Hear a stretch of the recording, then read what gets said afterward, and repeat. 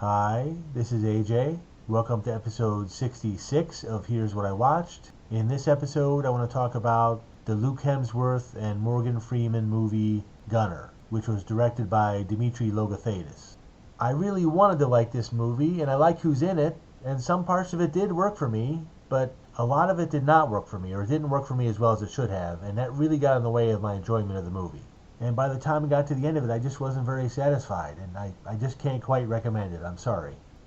The movie's about a military man, a Green Beret actually, who's on a camping trip with his sons trying to reconnect with them.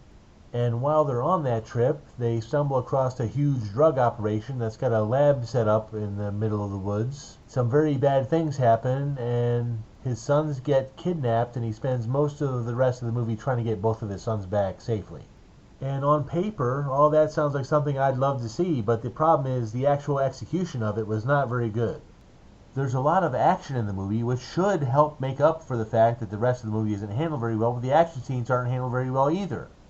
Every single gunshot in the movie was done with a digital effect. Every spark, every bit of blood splatter, every explosion, it was all done digitally.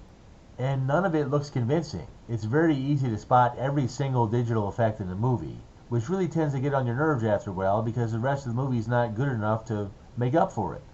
And some of the action doesn't even really make sense, but I guess the director thought it looked cool or something. The problem is none of it looks as cool as the director thought it looked.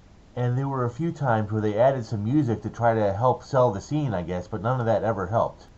There were some moments that worked, mainly the talking scenes, but those moments didn't work as well as they should have, and the dialogue didn't really stay with you. There were a couple of lines, but that was about it really. So a better script might have helped, or at least a better director, but as it is, the movie just didn't work for me. I'm sorry.